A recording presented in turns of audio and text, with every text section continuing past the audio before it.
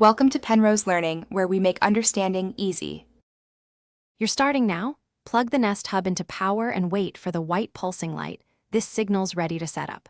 On your phone, open Google Home and sign in with your Google account. Make sure the phone is on the same Wi-Fi SSID you intend to use.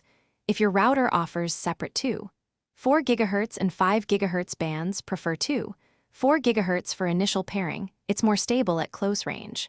Once done, tap Add Device to begin pairing, so the hub appears in the app.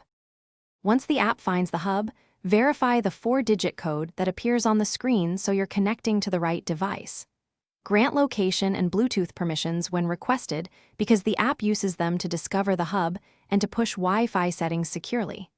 Next, select your Wi-Fi SSID and type the password. Use copy-paste if possible to avoid typos. After network selection, name the device and assign a room. This helps voice controls and routines work logically across your home. Finish by completing assistant preferences and doing a quick voice match so responses are personalized. Test with a simple command like "What's the weather?" If it responds, you're set. If setup stalls, accept any firmware updates, then reboot the hub and your router. Many issues clear with a restart. As a final troubleshooting tip, if pairing repeatedly fails, perform a factory reset on the hub by holding the volume and mute buttons until it restarts. Then retry the setup from the Google Home app. Thanks for watching. If this was helpful, leave a like and consider subscribing. See you next time.